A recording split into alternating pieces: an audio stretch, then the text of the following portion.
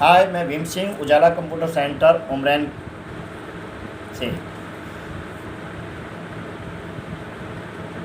सबसे पहले हम बात करते हैं, आपसे डिस्कस करते हैं, हल्का सा एक बार हंस लेते हैं, क्योंकि हंसना स्वास्थ्य के लिए हानिकारक है, लाभदायक है। ठीक है, हंस लेते हैं। ठीक है, हंस लिए। ओके, पॉइंट पर बात करते हैं हम। हमारा जो RSIT का कोर्स चल रहा है, उस कोर्स के अकॉर्डिंग हम चल रहे हैं आगे। अगला टॉपिक ले रहे हैं इंटरनेट। इंटरनेट के बाद हमारा अगला टॉपिक आता है world wide website, uniform resource locator, domain name system, web browsers और वेब सर्च और सर्च इंजन। आज हम इनके बारे में आपसे एक एक टॉपिक के बारे में डिस्कस करेंगे। देखिए, सबसे पहले हम बात करें इंट्रानेट। इंट्रानेट क्या है कि आपका एक निजी नेटवर्क होता है। निजी नेटवर्क का मतलब है एक किसी कंपनी का नेटवर्क होता है। ठीक है, एक कंपनी होती है जिसका खुद का नेटवर्क होता है और उसके एम्प्लॉय के लिए होता है। ये इसमें ये कह सकते हैं सीधा सीधा कि दूसरा यदि बाहर वाला कोई इसको यूज़ करना चाहे तो नहीं कर सकता इंटरनेट। ठीक है, अब देखिए इसमें थोड़ा डिफरेंट बात करें इंटरनेट और इंट्रानेट। देखिए, इंटरनेट क्या है कि आप पूरी दुनिया से कनेक्ट होते हैं और उसको कोई भी यूज़ कर सकता है। कहने मतलब है इंटरनेट के जो एम्प्लॉई हैं वो इंटरनेट को यूज़ कर सकते हैं, परंतु जो इंटरनेट के हैं कस्टमर वो इंटरनेट को यूज नहीं कर सकते। ये इसका सबसे बड़ा डिफरेंट है आपके सामने। ठीक है, अगला देखिए, नेक्स्ट हम इसी बात कर रहे हैं कि एक वेबसाइट खोलना। एक वेबसाइट खोलने का मतलब है कि आप जैसे RPSC है, SSC है, दुनिया भर की साइट है, वेबसाइट है, इनको आप खोल सकते हैं, जिन पर आप ब्राउजिंग करके आप काम कर सकते हैं। वर्ल्ड वाइड वेब अगला टॉपिक आता है हमारे पास, world wide web. World wide web का मतलब है WWW मतलब है वर्ल्ड वाइड वेब, जिसका मतलब है कि आप पूरी दुनिया से कनेक्ट हो जाते हैं। जैसे ही https://www.google.com, yahoo.com, redditmail.com। ये इसका मतलब ये होता है कि आप पूरी दुनिया से कनेक्ट हो चुके हैं। पूरी दुनिया की आप कोई भी आप इन द मॉर्निंग से लेकर इन द गुड नाइट तक की कोई भी आप इन्फॉर्मेशन लेना चाहें तो आप इस पाथ के द्वारा ले सकते हैं। ये पाथ जब भी आपको ओपन होगा जब आपके कंप्यूटर में क्या होगा, ब्राउज़र होगा। Browser Mozilla, Firefox, Apple safari, कोई सा भी आप ब्राउज़र डालकर आप इसका यूज़ कर सकते हैं। नेक्स्ट देखिए, हमारे पास नेक्स्ट आता है वेबसाइट। देखिए, वेबसाइट में हम एक थोड़ी देर पहले डिस्कस कर रहे थे कि वेबसाइट से कई कार्य किए जा सकते हैं। वेबसाइट जैसा मैंने डिस्कस किया था RPSC SSC। वेबसाइट मतलब है कि बहुत सारी सूचनाओं का एक ही पेज पर क्या हो, लिंक हो। जैसे कि RPSC की है, SSC की है या अदर वेबसाइट हैं, उन पर क्या होता है, एक पेज खुलता है, पेज खुलने के बाद उस पर बहुत सारे लिंक दिए जाते हैं, जैसे हाइपर लिंक के द्वारा लिंक दिए जाते हैं। उन लिंक से हम क्या है कि वो अदर पेजों पर जा सकते हैं, उन पर काम कर सकते हैं और कई तरह से इन्हें काम में लिया जा सकता है। वेबसाइट किसी निजी प्राइवेट भी हो सकती है और एक वाणिज्य भी हो सकती है, सरकारी भी हो सकती है, गैर सरकारी भी हो सकती है, NGO की वेबसाइट भी हो सकती है। मतलब सब तरह के अलग अलग तरह की वेबसाइटें आपके सामने हो सकती हैं। अब जैसा काम, जैसा देश वैसा भेष, मतलब जिस तरह का काम आपका हो उस तरह की वेबसाइट आप बना सकते हैं, उस पर आप काम कर सकते हैं। वेबसाइट की बहुत सारी, जैसे इसमें दे रखा है कि वेबसाइट में दो व्यापक श्रेणी होती है, एक स्टैटिक होती है, दूसरी कौन सी होती है, डायनेमिक दे रखी है आपकी। डायनेमिक और स्टैटिक साइटों की जानकारी स्थिर होती है। स्टैटिक जो साइट होती है उनकी जानकारी कैसी होती है, स्थिर होती है और एक यूजर को संवाद की अनुमति दी जाती है। जो स्टैटिक जो साइट होते हैं उन पे क्या है कि आप यूजर संवाद कर सकता है, मतलब कम्युनिकेशन कर सकता है, बातचीत कर सकता है। जबकि डायनेमिक साइट होती है उन पर संवाद का कोई आपको मौका नहीं दिया जाता।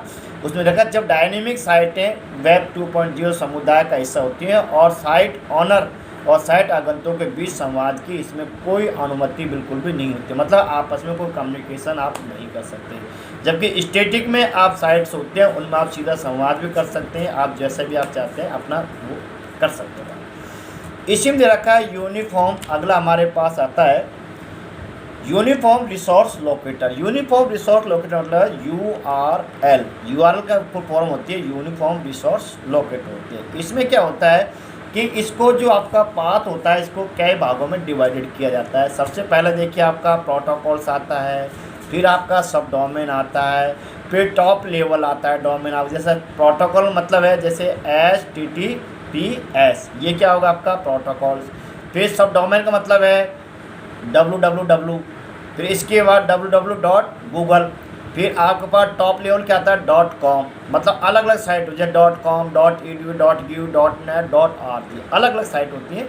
तो इस तरह से इन पर आता है। फिर इसके बाद लास्ट आता है फाइल का पाथ, जैसे फाइल इंडेक्स फाइल HTML की अलग फाइल से, ये एक तरह का पाथ होता है।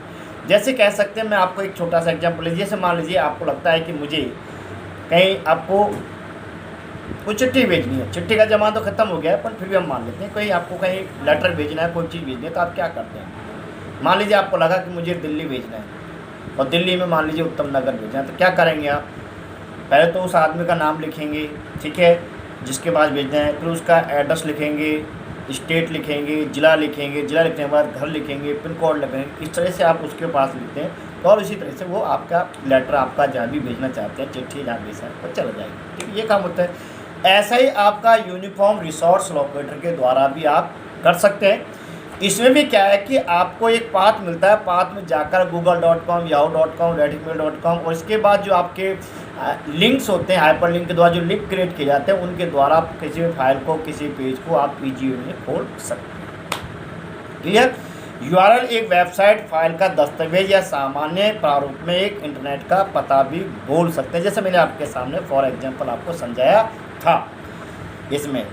अब देखिए, इसमें हम थोड़ी देर पर डिस्कस कर रहे थे कि आपके पास बहुत सारे तरीके के वेबसाइट्स हो सकते हैं। जैसे .com का मतलब है वेबसाइट साइट है, वेबसाइट साइट का मतलब है व्यापार की साइट है, बिजनेस साइट है, बिजनेस साइट बना सकते हैं, दुनिया भर का बिजनेस चलता रहता है आपका भाई, ये व्यापार साइट। जैसे .gov का मतलब शिक्षा की साइट है, विश्वविद्यालय की साइट है। आपको कोई फार्म भरना हो, कोई काम करना हो, कोई एजुकेशन संबंधी बात हो, तो आप किस जाएंगे .edu पे जाएंगे, और ये शिक्षा की आपकी साइट हो जाती है। इसके बाद है .gov का मतलब है ये सरकार की साइट है, और विभिन्न देशों की सरकार एवं भारत के विभिन्न राज्यों की सरकार भी हो सकती है, जैसे राजस्थान है, उत्तर प्रदेश, मध्य प्रदेश, दिल्ली की, इस तरह की साइट हो सकती हैं जिन पर .gov लिखा है। इसका मतलब है भारत की सरकार की साइट है, सरकारी साइट से। .net मतलब नेटवर्क है, नेटवर्क प्रदाता की साइट हो सकती है आपकी। .org का मतलब संगठन, गैर लाभकारी अन्य संगठन हो सकते हैं, प्राइवेट सेक्टर की साइट भी हो सकती हैं। तो ये इसलिए बताई गई है क्योंकि इनके द्वारा अलग अलग डिफरेंट हो जाएगा। डिफरेंट होने के बाद आपको जिस तरह का डेटा चाहिए, उसी डेटा के अकॉर्डिंग आप उस साइट पर आप जा सकते हैं। क्लियर भैया पॉइंट। नेक्स्ट चलें। अब हम बात कर रहे हैं आपसे, नेक्स्ट टॉपिक बात करें domain name system. Domain name system का मतलब क्या होता है कि DNS का मतलब होता है डोमेन नेम सिस्टम।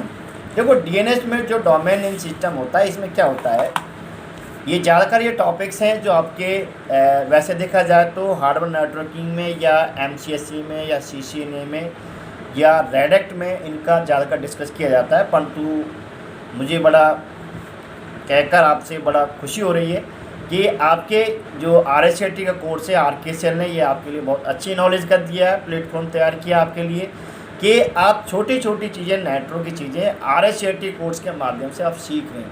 यदि इन चीज़ों का आप सीखते हैं तो इसके बल पर आप और ज़्यादा नॉलेज ले सकते हैं, मतलब और बड़े कोर्स कर सकते हैं। जैसे आपका रेडेक्ट है, CCNA है, आपका है हार्डवेयर नेटवर्किंग है, MCSE है। अब तो ये तो MCSE बंद हो गया शायद, इसके अलावा आगे भी आगे बड़े बड़े तो इस तरह के कोर्स आप ऑनलाइन कोर्स भी कर सकते हैं, प्राइवेट सेक्टर के कोर्स भी आप कर सकते हैं। तो हम बात कर रहे हैं domain name system. Domain name का मतलब होता है DNS। इसका मतलब होता है जो नेम को IP में, IP को नेम में रिजॉल्व करता है, इसको बोलते हैं DNS सर्वर भी बोल सकते हैं। आपका जो हमारा जो सर्वर होता है, जो नेटवर्क होता है, कि आपने देखा होगा कि आपका जो नेटवर्क पूरा जाल है वो क्या होता है, IP पर होता है। IP का मतलब है, जैसे मान लीजिए आपके सामने 192.168.1.20 डाल दिया, ये एक IP है। इस IP के द्वारा जैसे हम डालते हैं google.com में, अब देखिए ये क्या है कि आपकी बोलचाल के लैंग्वेज में आपको समझ में आ जाए फटाफट, तो हम क्या डालते हैं google.com। अब हमें IP से भी याद है, जैसे फॉर एग्जांपल मैं बताया, तो मान लीजिए गूगल का IP ये है, मान लीजिए सपोज कीजिए एग्जांपल के तौर पे, है या नहीं है इसके एंट्री 168.168.5.10 है, मान लीजिए गूगल का IP, तो आपको याद रहेगा क्या, नहीं रहेगा, कन्फ्यूजन हो जाएगा भाई। उस साइट पर जाना 168.168.5.10 पर जाना, अब क्या है भगवान जाने। तो इससे क्या होता है, जो डीएनएस सर्वर क्या करता है, जो नेम है उसको आईपी में, आईपी को नेम में रिजोल्व कर देता है। हम सीधा गूगल डालते हैं। यदि आप गूगल का उस पर साइट जाएंगे, गूगल आईपी डालेंगे तो गूगल आईपी आ जाए। गूगल आईपी आप यूआरएल डालेंगे तो आपके पास गूगल का पेज खुल जाएगा। दोनों तरह से आप खोल सकते हैं, ठीक है। कहने मतलब किसी जगह पर आपको जाने के माध्यम बहुत सारे वेब्स हो सकते हैं, अलग अलग हो सकते हैं, परंतु इंटरनेट पर आपको दो ही है, या तो आप उस चीज़ का नाम डालें या उसका आईपी डाल सकते हैं। और देख लीजिए, समझ लीजिए, मान लीजिए सपोज कि जैसे कि आप मोबाइल पर आप देखते होंगे, केवल मोबाइल पर फूफा है, मामा है, चाचा है, आप मोबाइल पर अपना नाम ऐड कर देते होंगे सभी की। कॉल आता है, कॉल नंबर आपके पास आता है, परंतु वहाँ जहाँ से सर्वर से आ रहा है, जो कॉल आ रहा है उसका कोई लेना नहीं है फूफा मामा चाचा से, उसका आईपी से लेना देना है। आईपी से मतलब है जैसे अपना मोबाइल नंबर होते हैं 8058078223, इसका मतलब है भीम सर के पास कॉल आ रहा है, भीम सर का कॉल। अब भीम सर हैं, अब अलग अलग जगह नाम नोट हो गया, मतलब कहने का मतलब है यहाँ जगह किसी के अलग आइडेंटिफाई होगी, टीचर भी हो सकते हैं या किसी के मामा भी हो सकते हैं, किसी के चाचा भी हो सकते हैं। तो डीएनएस सर्वर का मतलब ये है कि वो क्या करता है, नेम को आईपी में, आईपी को नेम में रिजॉल्व करता है। ये आपको फर्स्ट है। इससे फ़ायदा क्या होता है क्लाइंट को, क्लाइंट क्या है कि डेटा को ईजी वे से क्या कर सकता है, उसको सर्च कर सकता है, और ब्राउजिंग में कोई दिक्कत नहीं आती। ब्राउजिंग में दिक्कत नहीं आती तो अनपढ़ आदमी भी उसको क्या कर सकता है, सर्च कर सकता है। जैसा आप देखते होंगे अनपढ़ आदमी आप देख रहे हैं एंड्रॉइड मोबाइल से, एंड्रॉइड मोबाइल पर क्या करता है, गूगल बाबा के पास जाता है, दमदेश बोलता है, मुझे आइसक्रीम चाहिए तो दमदेश आइसक्रीम आ जाती है, मुझे लड्डू चाहिए लड्डू आ जाते हैं, मुझे एनीवे कोई भी आप इन्फॉर्मेशन डालते हैं तुरंत उसके पास आ जाती है। अब यदि वो आईपी याद करता है तो आईपी से वो काम नहीं चल पाता। तो ये चीज़ें इसमें कि आपके लिए ज़्यादा प्लेटफॉर्म तैयार किया जाए, तो इसी के लिए कि आप अच्छी से अच्छी नॉलेज लेने का प्रयास करें, ठीक है। तो आगे हम नेक्स्ट ले लेते हैं ब्राउज़र का। वैसे हम ये ब्राउज़र का टॉपिक पिछले लेसन में हम क्लियर कर चुके हैं, फिर हल्का देख लेते हैं। देखिए ब्राउज़र क्या है कि आपका एक इंटरनेट का वेब पाथ होता है आपके कंप्यूटर में, कि आपने ब्राउज़र डाल दिया, ब्राउज़र डालने के बाद आपके पास इंटरनेट कनेक्शन है, तो आप उस पर इंटरनेट चला सकते हैं। जैसे रेलगाड़ी चलानी है, रेलगाड़ी कब चलेगी, जब तक आपके पास कहीं पटरी नहीं होगी तब तक आप रेलगाड़ी नहीं चला सकते। तो ऐसे ये है कि जब तक आपके पास वेब ब्राउज़र नहीं होगा तब तक आपके पीसी में इंटरनेट नहीं चलेगा। वही है जैसे आपके शरीर में आँख नहीं होगी तब तक आप नहीं देख पाएंगे, इसी तरह से वेब ब्राउज़र काम है कि आपको पूरी दुनिया से कनेक्ट करना। अब बात आती है, वेब ब्राउज़र बहुत हो सकते हैं, Mozilla, internet explorer, Mozilla, Firefox, Apple safari और बहुत सारे माइक्रोसॉफ्ट ऐप, इस तरह के बहुत सारे ब्राउज़र हैं जिनके द्वारा आप यूज़ कर सकते हैं। जो आपको बेटर आपके परफॉर्मेंस का पड़ने लगे वो आप ऐप इसमें डाल सकते हैं, ब्राउज़र डाल सकते हैं। क्लियर। नेक्स्ट चलें आगे। अगला हमारे पास कई बार एग्जाम में ये क्वेश्चन पूछ जाता है कि HTTP मतलब होता है हाइपर टेक्स्ट ट्रांसफ़र प्रोटोकॉल होता है। ये कई बार आपके पास फुल फॉर्म भी आपके पास पूछी जाती है। इसी में दे रखा है web search engine. Web search engine का मतलब है कि आपके सामने बहुत सारे सर्च इंजन है। ज़्यादातर जो बोलबाला है आज की दुनिया में, आपका ज़्यादातर बोलबाला किसका है, बोलो भाई, नहीं पता, मैं बता देता हूँ। ज़्यादातर बोलबाला गूगल बाबा का है। देखा हो कई बार आपने, हर चीज़ आप कैसे बजाते हैं, गूगल बजाते हैं। तो आपका जो सर्च इंजन है गूगल है, गूगल में ही जैसे बिंग आपका सर्च इंजन है, इस पर आप बहुत सारी चीज़ें आप सर्च कर सकते हैं। आज आप बहुत इजी वे में सर्च करते हैं। आज हम यदि बैक चलें 20-25 साल बैक चलें तो शायद हो सकता है कि इस तरह का सर्च इंजन नहीं था। इसमें बहुत सारे इंडेक्स बनते थे, इंडेक्स में बहुत सारी चीज़ें सर्च करनी पड़ती, दुनिया भर की। आज हमको बिल्कुल बादाम के हलवे की तरह फटाफट चीज़ें मिल जाती है, फटाफट उस पर हम काम कर लेते हैं चुटकी में।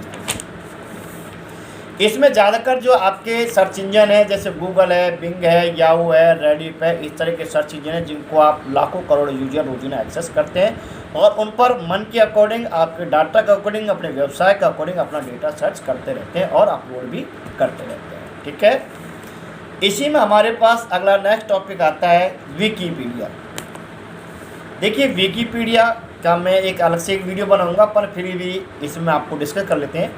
विकीपीडिया आपका एक मज़ेदार टॉपिक है और इसमें सैकड़ों लैंग्वेज में आपके पास ये अवेलेबल है। गूगल पर जाएंगे विकीपीडिया, और विकीपीडिया में क्या कर सकते हैं, बड़े गौर से देखिए। विकीपीडिया के द्वारा आप ऑल इंडिया हिस्ट्री, आपकी जो कुछ हुआ है, भूत भविष्य वर्तमान जो कुछ हुआ है, आप chemistry, physics, biology, Hindi, history, political science, जितने भी आपके सब्जेक्ट्स हैं उनका सारा डेटा आपके पास किस में, विकीपीडिया पर है। आप विकीपीडिया पर आप जैसे मान लो अकबर बादशाह है, उसकी जन्मावली पूरी, रामायण, महाभारत, कुरान, बाइबल, केमिस्ट्री के दुनिया वाले टॉपिक, फिजिक्स के, बायोलॉजी के, ज्योग्राफी के, ठीक है, दुनिया भर के टॉपिक्स आपको विकीपीडिया में मिल जाएंगे, अच्छी लैंग्वेज मिल जाएंगे और लिंक के द्वारा मिल जाएंगे। आप लिंक के द्वारा पता कर सकते हैं इस चीज़ का मतलब क्या होता है, इस चीज़ का मतलब क्या होता है, और उस पर आप बहुत सारी चीज़ें, अच्छी अच्छी चीज़ें आप उस पर सर्च कर सकते हैं। इससे फ़ायदा क्या होगा कि आप घर बैठे आप अपने मोबाइल पर या कंप्यूटर पर आप अपने एग्ज़ाम की या अपने कोर्स कंटेंट की अच्छी तैयारी कर सकते हैं और एक अपना बजट बचा सकते हैं। बजट का मतलब है आप अपना एक पैसा बचा सकते हैं, और पैसा बचाने का मतलब आपको पता है आज का महंगाई के टाइम में कितना फ़ायदा है कि कहीं ना कहीं उस पैसे को बचाकर कहीं दूसरी जगह आप उसका यूज़ कर सकते हैं, यूटिलाइजेशन कर सकते हैं। ये सबसे बड़ा फ़ायदा भी है। और सबसे बड़ा फ़ायदा आपको अलग अलग लैंग्वेज में, ये नहीं कि साहब मुझे हिंदी आती है तो हिंदी लैंग्वेज में, हिंदी तो है ही नहीं सर, उसमें सारी लैंग्वेज है जिसमें आप सर्च करना चाहें उसमें आप सर्च कर सकते हैं। और बड़े टेबल के द्वारा बड़े हिसाब से उसमें इंडेक्स और टेबल में इस तरह से डिजाइन किया गया है कि आप बहुत अच्छी तरह से ईजी तरह से समझ सकते हैं, बहुत सारी चीज़ें उसमें देख सकते हैं और पुरानी चीज़ें देख सकते हैं। इतिहास के पुराण से हैं, जैसे अपने दुनिया भर के हिंदू धर्म के हैं, मुसलमानों के हैं, सिख के, ईसाई के, इतनी सारी चीज़ें, ज्योग्राफिकल हैं, अंतरिक्ष की दुनिया भर की चीज़ें, वो सारी चीज़ें आप विकीपीडिया पर सर्च कर सकते हैं। पैसे इसलिए बचेगा कि आपको कहीं से भी आपको बुक परचेज करने की जरूरत नहीं पड़ेगी, आप वहीं से नॉलेज ले सकते हैं और एक अच्छी नॉलेज आप वहाँ पर प्राप्त कर सकते हैं। तो मुझे लगता है कि आपको ये वीडियो बहुत अच्छा लगेगा और हमारे RSCRT के जो स्टूडेंट हैं उनको भी बहुत अच्छा लगेगा, और इसको बार बार एक्सेस करें जिससे आपकी नॉलेज अपडेट हो सके। और यदि आपको कुछ ऐसा लगता है कुछ नया वीडियो बनाना हो तो आप मुझे मेरे कमेंट बॉक्स में डाल सकते हैं या मुझे कॉल कर सकते हैं। मेरा व्हाट्सअप नंबर है 8058078295। हमारा उजाला कंप्यूटर सेंटर है जहाँ पर आपको बहुत अच्छी फैसिलिटी मिलेंगी और आप बहुत अच्छे कंप्यूटर कोर्स सीख सकते हैं, अच्छी नॉलेज के साथ अपना भविष्य सुखमय बना सकते हैं। और इसके बाद लास्ट हम बात करते हैं, लास्ट यही बात होती है सभी के सामने, tata bye bye. Tata bye bye बोलने से पहले मेरे चैनल को आप सब्सक्राइब कर लें। बाय।